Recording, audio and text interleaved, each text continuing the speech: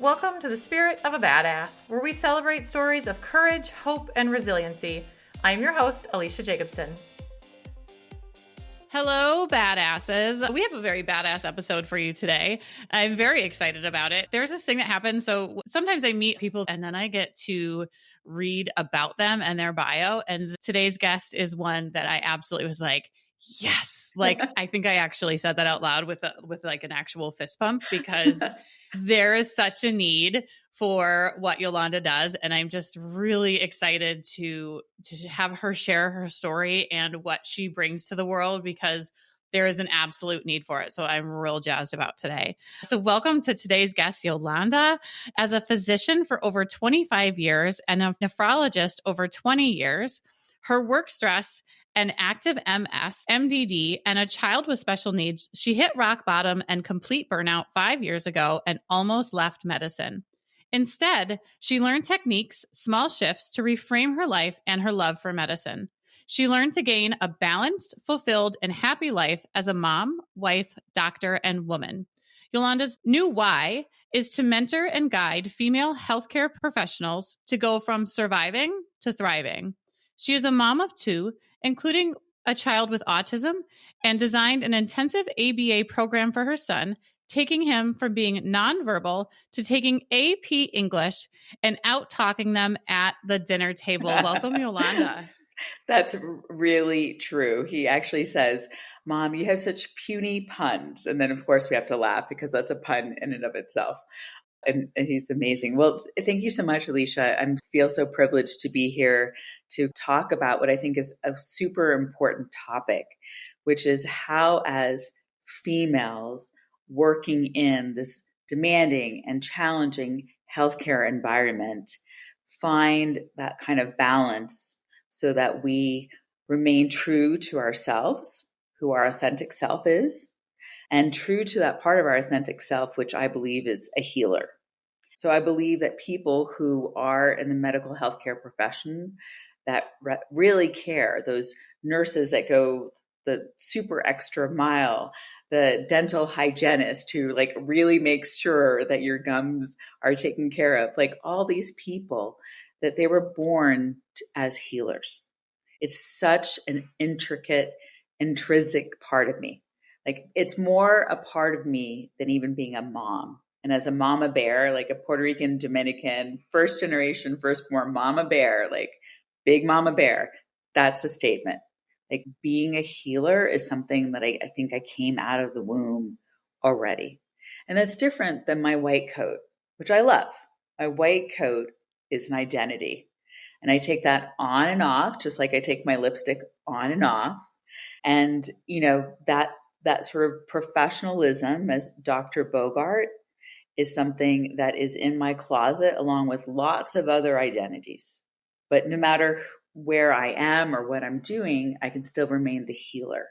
And I think what's happening in this modern medical world is that the professional, almost business entity of medicine, that sort of white coat, has become so layered on. And I know this because that's what I went through. Like it was so layered on that I couldn't ever take it off. So 24/7, here I was with my white coat.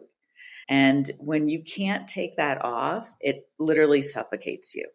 And there's no way to have that balance to nourish yourself so that the healer inside of you can even just survive.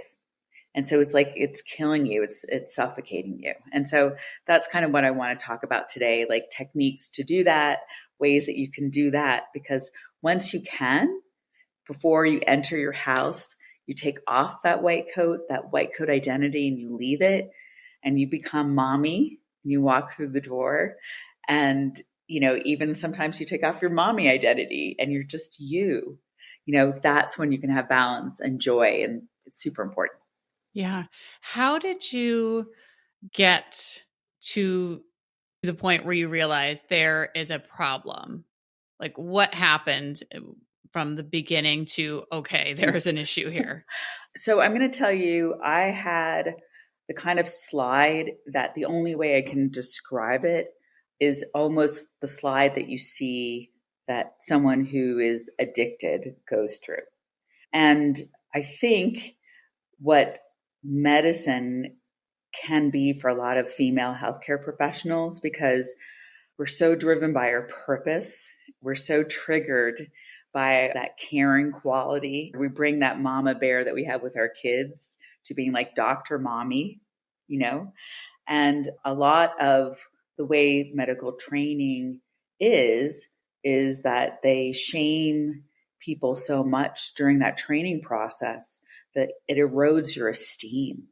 And so you no longer know who you are. And so what you're doing is you're living in kind of ego. And so that whole thing of accomplishments of like seeing more and more patients, of being like one of the top providers in the practice, that the patients are like, oh, Dr. Bogaert, I love you, right? All that helps to feed your ego. And when you don't know who you are anymore, you don't know who your authentic self is, and you don't have esteem, that's really kind of what you're living off of. So the analogy I have is that, medicine is like having a love affair with a very narcissistic person. So it's this man who is just going to take from you and take from you. And the more you give, the more they want. And it's never enough. And the only way to survive in this modern healthcare system that will gladly take like your blood, sweat, and tears, gladly, is to set boundaries. Because once you can set those boundaries and you can have that sort of time for that self-care and that nourishment, then the relationship that you have, not just with your white coat, but with your patients, is more balanced.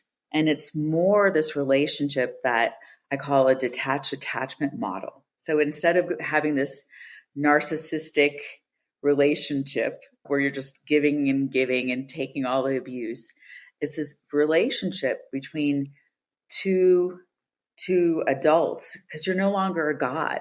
You're no longer this all-knowing, all-powerful being that can fix everything. And you're a guide. So you're in this great partnership with your patients in which you can say to them, hey, what is it that you want? What is your goals? What is your outcome? That's my first question I ask when I see a patient. Like, where is it that you want to go? Okay. And sometimes where they want to go is not where I think they should go. Kind of just like you're a guide. You're like, I'm not sure that mountain peak is probably not where we need to go. It's a little dangerous out there. But you can say, wow, that's really interesting. That gives me a lot of insight into who you are and where you want to be. And these are my thoughts about where I think that you could be. And you come to this place, which is great, because it's not about you. It's about them. And being that kind of guide, and you're deeply attached to everything you can control. And that's your education, that's your training, that's your care and your compassion. I am deeply, deeply attached to my patients, but I'm actually detached from their outcome because I can't control their outcome. I'm only a guide. And the most important person in the room is my patient. And the choices they make and where they decide to go is really on them. I can only guide them. And so when horrible things happen, I have, just, a few months ago, I told this young man who had just turned 21, and I was this like fourth kidney doctor.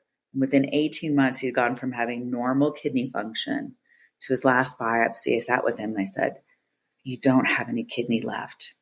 You're going to need a transplant in just a few months. And I had already kind of broached this with him, with this family, but they were in such denial. I mean, this is a college kid who had done everything right. He was playing sports and just a beautiful, beautiful individual. And to carry that. And I'm going to tell you, Alecia, like 6 years ago, I would have ruminated about this. I would have not been able to sleep. I would have been like thinking about him all the time and like, did I do the right thing? Could I have done something more? But, along the way in this journey, I know who I am. I know my training. I know my expertise. I'm not arrogant, but I am confident because I know what I know. And I know that I did everything that I could. And sometimes this is nature. This is where we are in medicine. We're not gods. We can't fix everything. And so I could hold the container for him and sit with him and cry with him and then tell him, this is not the end. This is not your last chapter. You will get a kidney transplant. You will have a beautiful life. And I know it doesn't feel this way now, but you will. Like, you have to trust me. Like, you will.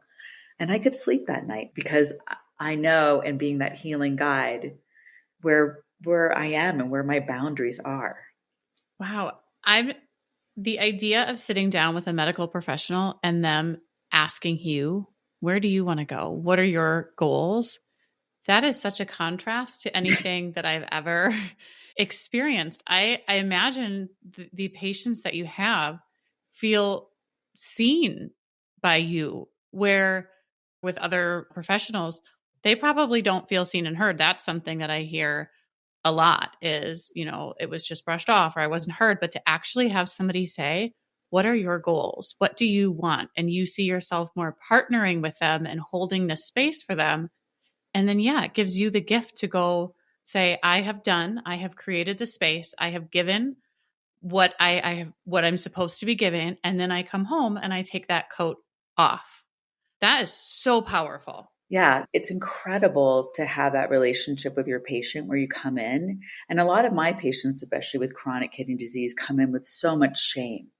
They've had diabetes, they've had hypertension. They know that they haven't done as well as they could have. And so because of that, they're here in my office. And so it's saying that for them all of a sudden puts them kind of back in that driver's seat and puts them in that focus.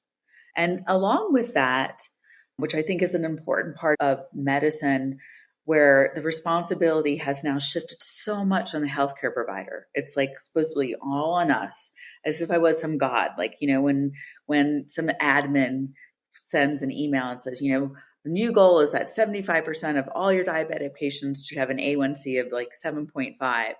And I remember when that came down, this was many, many years ago, I said, well, that's really stupid. Like, I have elderly, frail diabetics on dialysis who get low blood sugars all the time. Tight blood sugar control is going to kill them, And then a couple years later, there was, the studies that came out that sure enough, that's exactly what happened. So there's this approach where this administration come in and they don't understand your patients. They don't understand what's going on with them. They don't understand the complexity. And yet you feel like you're obligated to do that because your medical training is all based on outcome, no matter what the patient wants, no matter where their goals are, and no matter where they are. And so having this where you sit and say, hey, you're the most important person in the room. What is it that you want to do? What is your goal? And guess what? That's great, but it's your responsibility to get there. It's not mine. It really is yours. And you have that power. Like, I'm going to help you get there. I'm going to help you figure out the steps, but it's on you. It is not on me. Yeah. I know people, they think the community at large is go to the doctor, which, yes, you have to go to the doctor and ask the professional.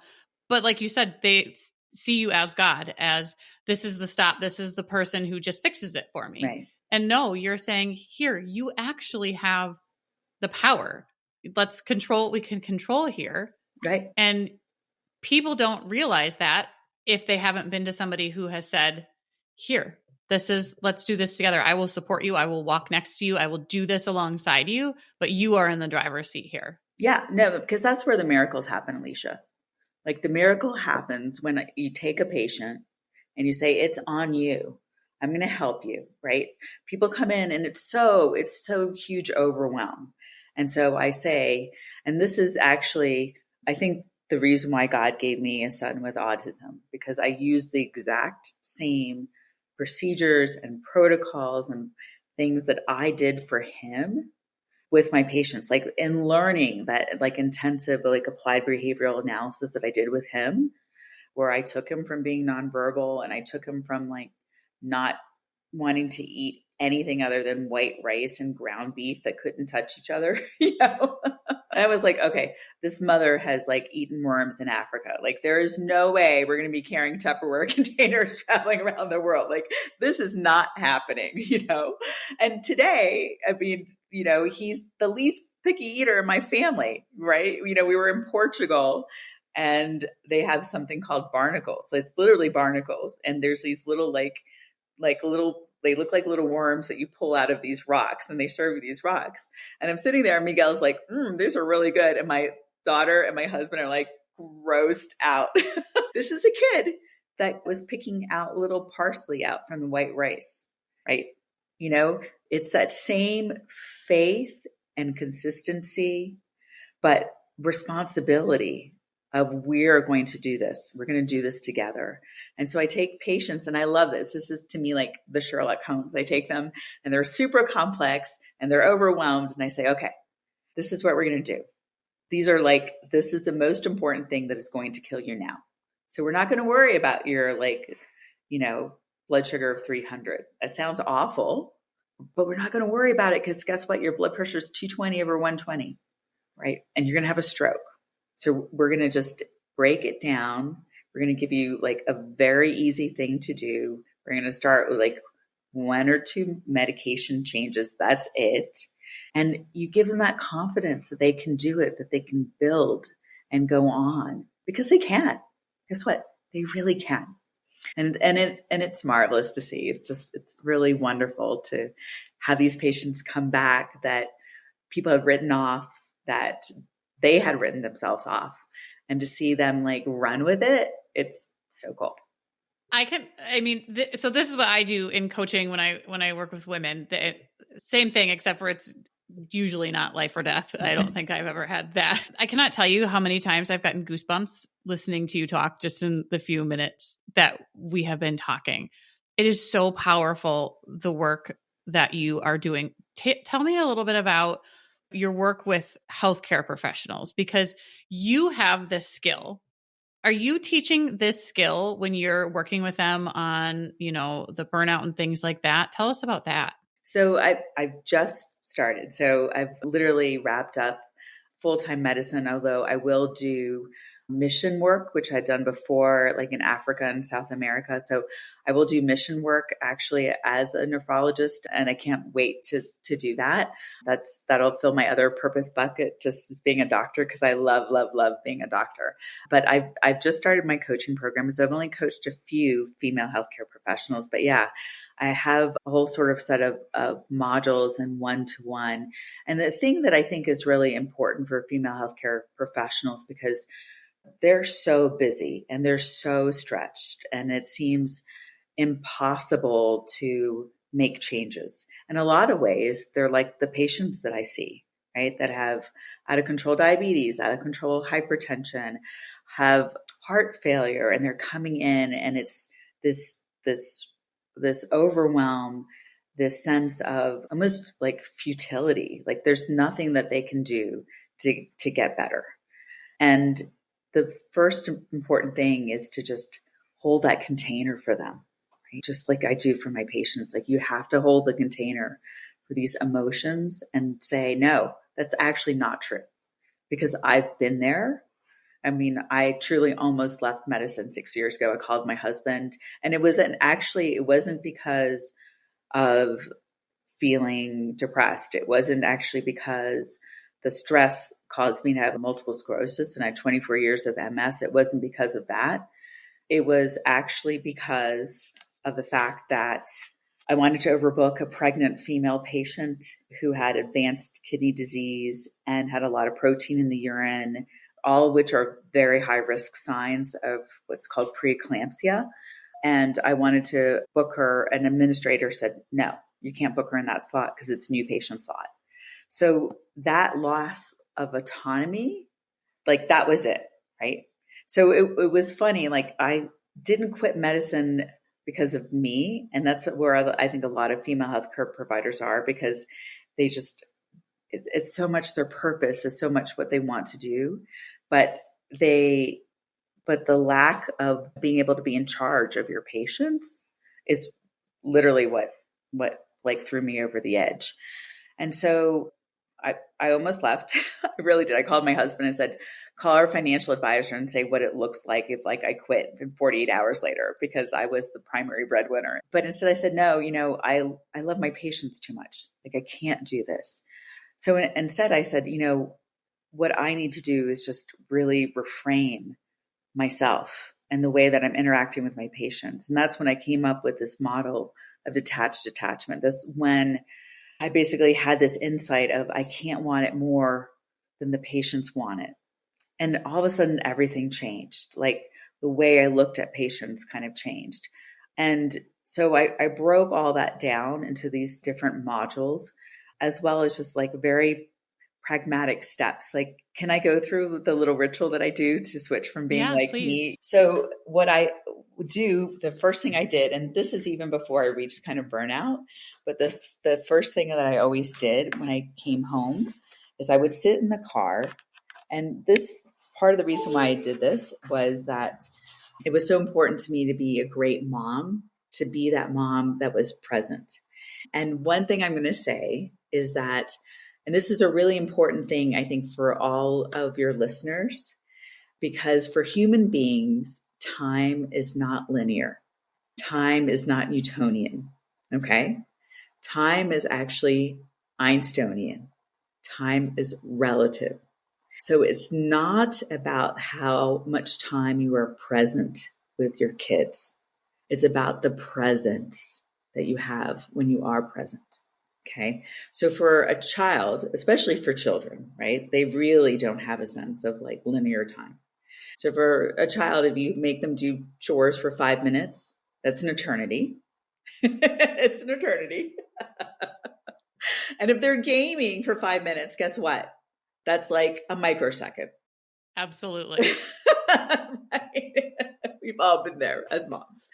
And so what I would do is I would physically take off my white coat in the car. I would make sure to answer any emails, any sort of pages, to have that all there. And I would take just some deep cleansing breaths. And I actually had a scent that I associated with my kids that I would like spray in their rooms. And I had that scent in my car and I would spray it. And I would just imagine that I'd been on a trip for months and I hadn't seen my kids or my husband. And you know that joy when you've been away from your children and your husband. So I would imagine that, and then I would come in, and that was it. And so they knew as soon as that door opened that mommy was home, and mommy was home because Dr. Bogeart had been left in the car. And even when I was on call, I would hand the pager to my husband and he would know. And I would say, take the call and ask them if I can call them back in 15 minutes, right?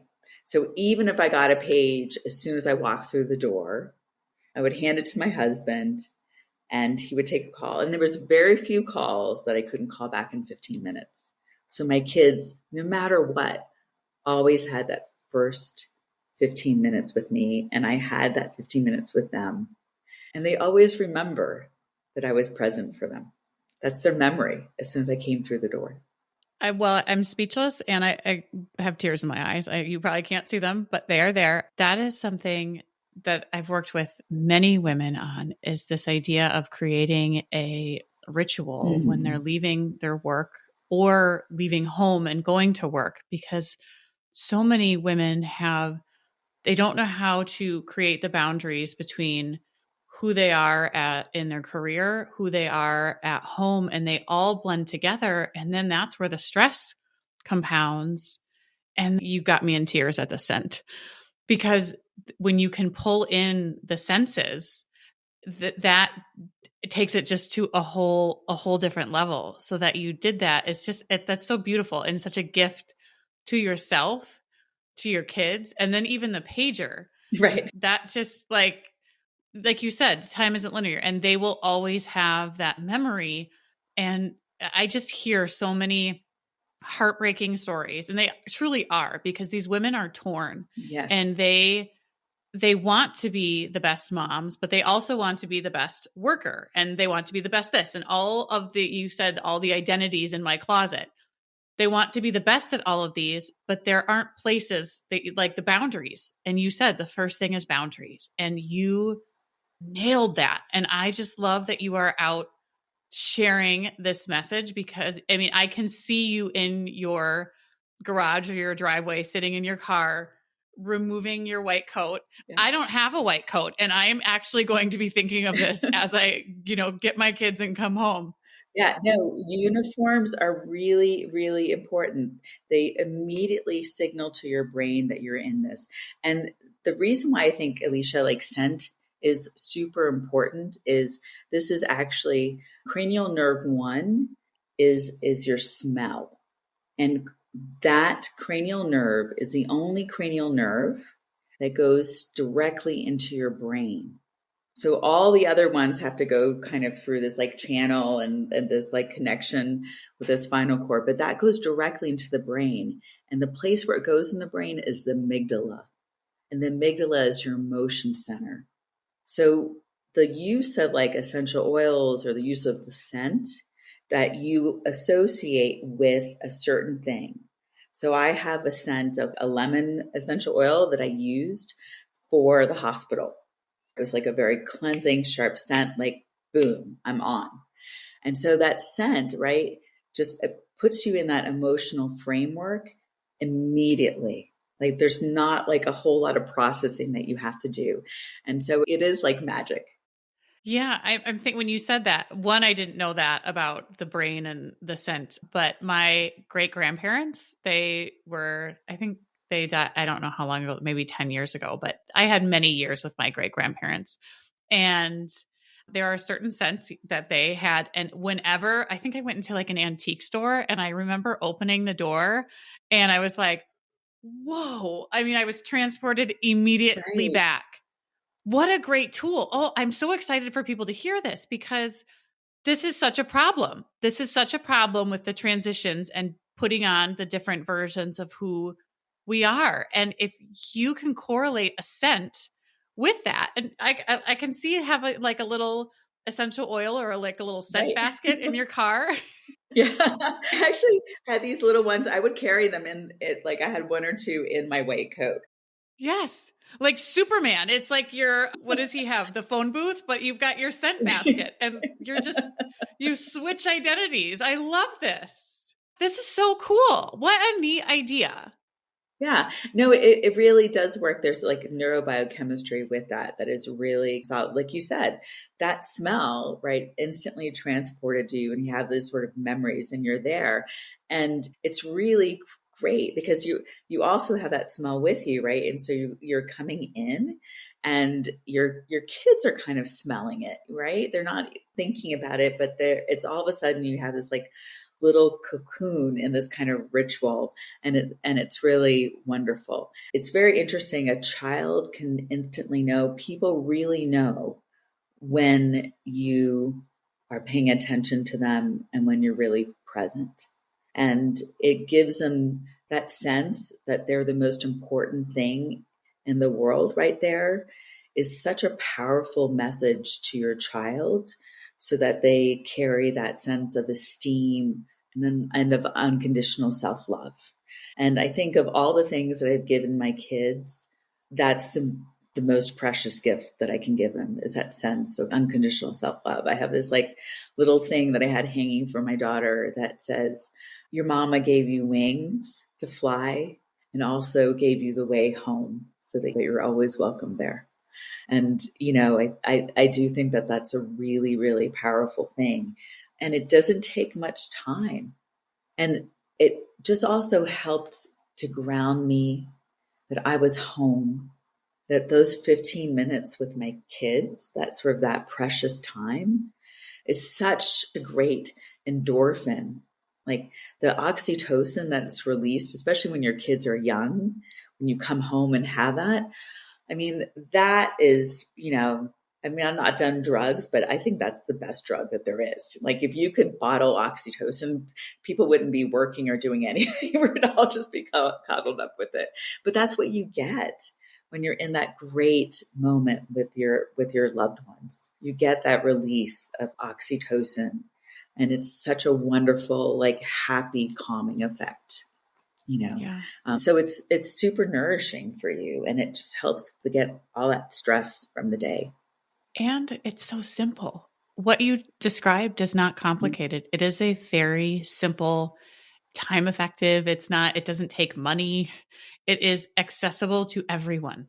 And that's in all my coaching program because, it's like, I'm not dissing mindset, and I'm not dissing like meditation. I'm not dissing all that. Those are important things. Those are important tools, but those honestly take like months to years to build on, to really do. And I didn't have that time. I was sitting there like in burnout with a child with autism that I was trying to get to mainstream, to catch up, to really get him out of his shell so that he could talk. I was fighting through very, very active MS. Like I had to figure out tools that were going to get me through the day, to help me get into sort of flow, to get out of stress very quickly. That was what I needed. That's what I had to figure out to do. And that's what I have in my coaching. Are you ready for a fresh start with your nutrition? Then join my 4-week nutrition course that starts June 11th. We'll cover important topics like how to create consistency and make nutrition a priority. We'll talk about emotional eating and how to stop doing that and what to start doing instead.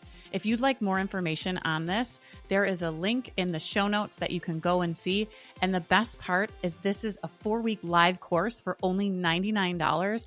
And it's okay if you happen to miss a session. They will all be recorded and posted in our group so that you can have excellent nutrition and stick to your summer plans. Yeah. What other tools do you use to get out of stress? You said like right away when I talk to people, because we do mindset work and meditation, things like that. Because I owned a gym for many years and I come from a training background, and I say it's like the meditation is great, but it's not for when the stressor comes on. It's more like we're doing our everyday training because eventually you might need to lift things. Right. And that's what you're doing this for, when you have to have it or when the stressor comes on, you have the breath work and stuff down.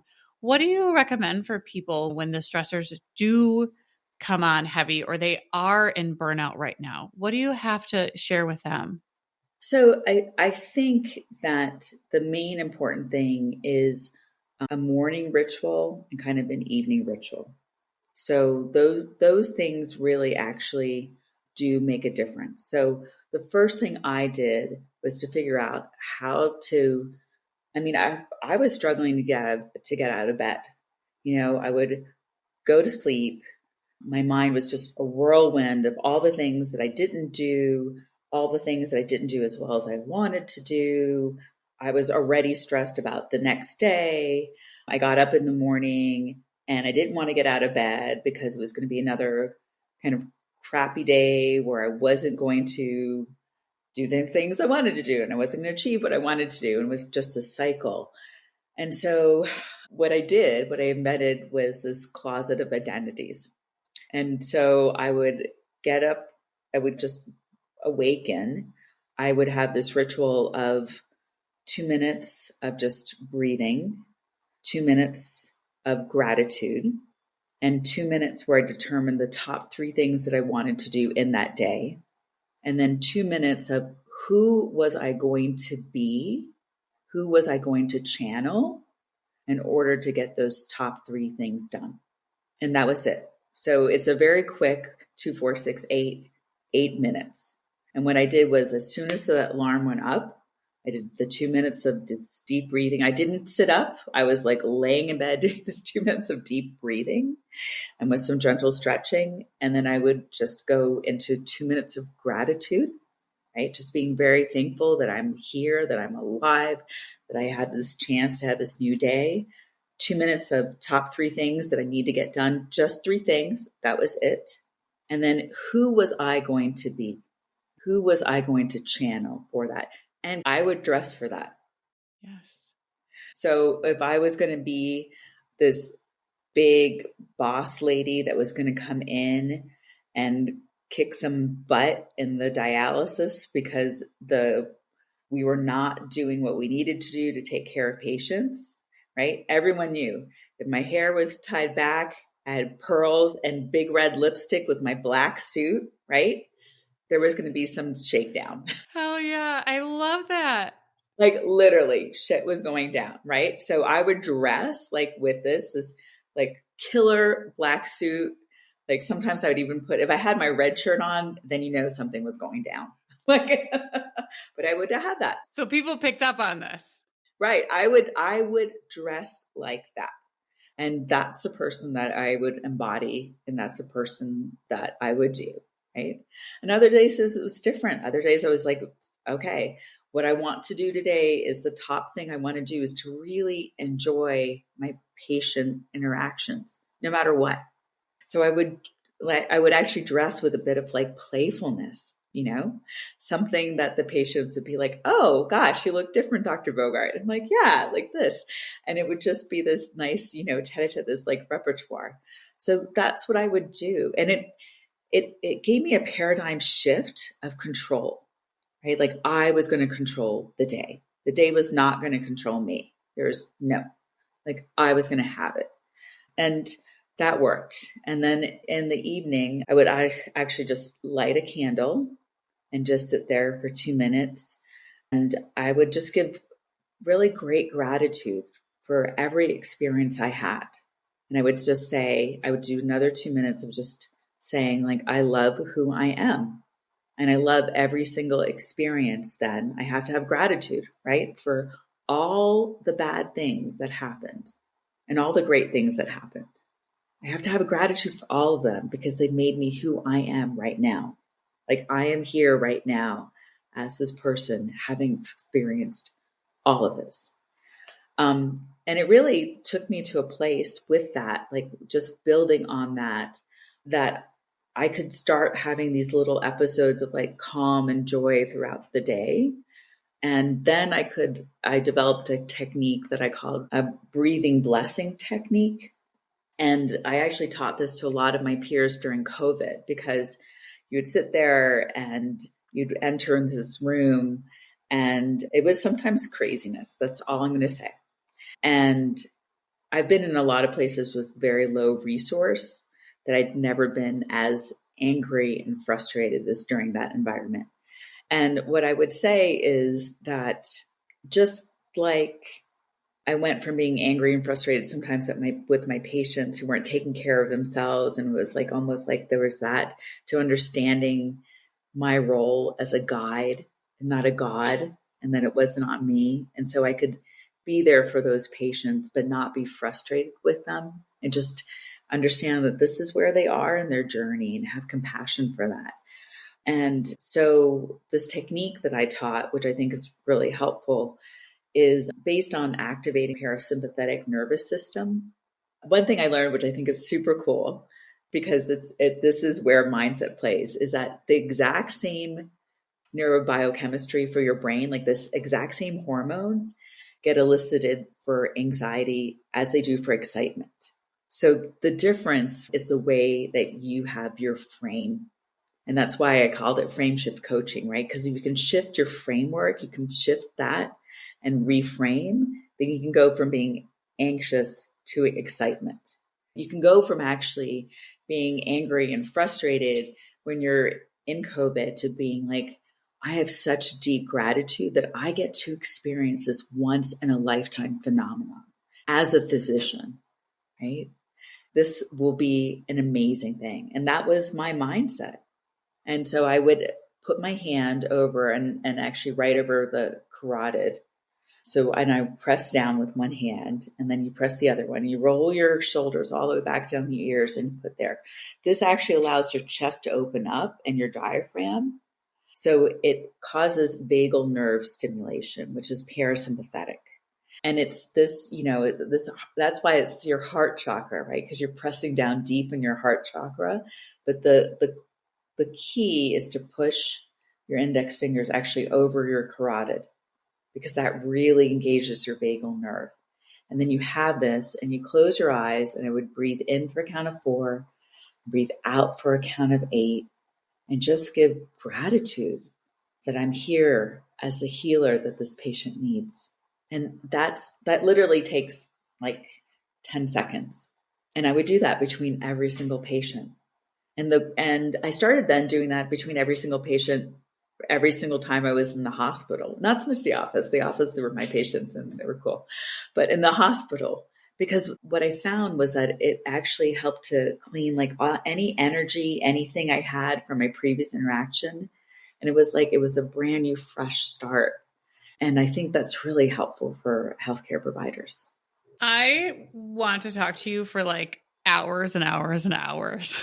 Well, like a day-long podcast to have everybody here. This is do you have a video or anything like that I can direct people to show you that? I mean, I have the recording here that I can share with people. Yeah. No, I have to get one. I have to tell you, I'm such a Luddite. I just joined Facebook like 6 years ago to join a women's group. Okay. This is all so new to me. Like I promise everyone, like I'm a really great coach and I'm a really great kidney doctor, but I'm like piss poor like social media person. I feel like if you could pick the things that you would be putting your time and energy into, I feel like you've chosen the right ones just from talking to you. I feel like you've done well. I think so too. And I can tell that you're a great coach, and everybody here can tell, like you meet people, you see people, you give them space. You have a true gift. I mean, I can tell that just by listening to you. You have a gift. And just knowing the healthcare providers that I have worked with or that I know in my personal life, the tools that you have, the lived experience that you have, and then have developed your systems and modules from that. I mean, you've already done great work, but it's really neat to see if you're impacting other professionals out there trying to do good work who are exhausted. That just what you've shared right here, I know that people are going to take this and be so much better off just from listening to you here. So I can only imagine what it would be like in a coaching experience with you, because I'm already like, ooh, I want to try this. And I love I do morning and evening rituals and routines and things like that. And it's something that I teach all the time. However, the way you put it, the 2-4-6-8, Sure. I'm like, hot damn. That makes it so much more accessible, because how long is a routine? You nailed it. 2-4-6-8. Done. You can do that. It's 2-4-6-8. It's done. It's done. Yeah. No, it's literally 2-4-6-8. Set a timer in. That's it. It's done. You're set. You know what you're going to do. You know who you're going to be. That's it. You're like motivated, and then dress for it, because it's like fake it till you become it, right? All of this stuff. And thank you though. I mean, that it does mean the world to me. My bigger, huger why is to embolden female healthcare professionals to start this movement to make medicine go from this business entity, which is awful for patients, not back to a medical entity, because that isn't also the best way to serve patients. Like, let's take it somewhere where it's never been, to a healing entity, a place where you're in partnership with your patients. And who better to do that than females who really understand, who are guides in so many ways for their partners, for their kids, for their community. Who better than females to do this? And we need to really empower females to say, hey, you are enough as you are. And you are always a healer. I'm always a healer. I'm a healer when I walk in the grocery store and I pick up tomatoes for my dinner. Like the way I interact with people, the way I talk with people, right? I'm always a healer. And I love my white coat, but it comes off. And it gets put in that closet. And same thing, even with my coaching. Like, I love being a coach, but I put that off because I know who I am, and I know that I'm enough without those identities. And I want females to hear this and to understand that. Even their mom, my mom identity is an identity. I get to take that off, right? It was really hard when the kids are young. I'm not saying that it's an easy thing, but it's also necessary, like to not lose yourself. And I think that, yeah, there's lots of techniques that are accessible, that are easy, that are fast, that can help sort of ground you. That like it's that sort of that moorings, right? So when I was in the midst of this huge burnout and depression, and my MS was like not controlled, I'm a very visual person, so I'm like literally at the bottom of this ocean floor, like I'm drowning. But instead of being carried away by the current, that I have these like grounding sort of rituals, this moorings that I can hold on to, that I can just get my energy back, and then, like come out and be that new person. So, yeah. I want to highlight, you said fast, which made me think of every medical professional that I have worked with. It has to be something that's fast. And that is, yeah. Because, and I think that's what, contributes to the burnout is it's just go, go, go, go, go. One patient after, like that is what you're supposed to be doing. It has to be fast, but it also has to be effective. And so that's why this technique it's the placement of where your hands are, like the placement of like where you are with your chest, your posture, because you have to be able to, when it's really fast, you have to be able to activate that sort of vagal nerve system quickly. And so it is possible. And that's what I I taught. And I saw these hospitalists and they're like, wow, it works. I'm like, yeah, I know. It really does, because it's not like some like out there thing. It's really, it is based on physiology and biology. It really is. And so it is possible. And once you have that, because once again, time isn't linear, that time that you spent, even though it's 10 seconds between each patient, when you do it and you get it down, it works. So it feels so much longer because you're just like, whoa, it's like, you're rejuvenated. And so for your brain, instead of all this go, go, go, these tiny little pauses where your brain can, instead of dumping all this norepinephrine and stressing you out, can just have that exhale, that it makes such a huge difference at the end of the day. Yeah. Wow. Thank you. Thank you so much for being here. The last question that I wrap up everything with, which I feel like you've probably answered in 30 different ways already, is what tip do you have or life hack for saving time, energy, or resources? So the thing that I would say is if you're really just starting out and you're really just trying to figure out, is really do that morning ritual. That 8 minutes a day to set up your day makes such a huge difference. It really does. And I think that is a huge investment that you'll get back like 1,000-fold. And if you do it every single day, it will completely change your life.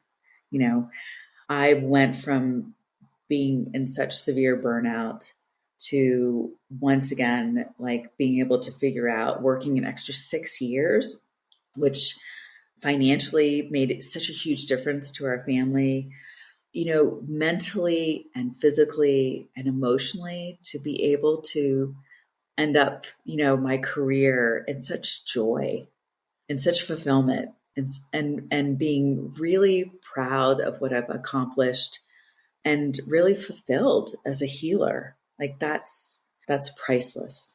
And so, yeah, that's what I would really recommend. And just to have faith, to really have faith in yourself, that this does not have to be your life.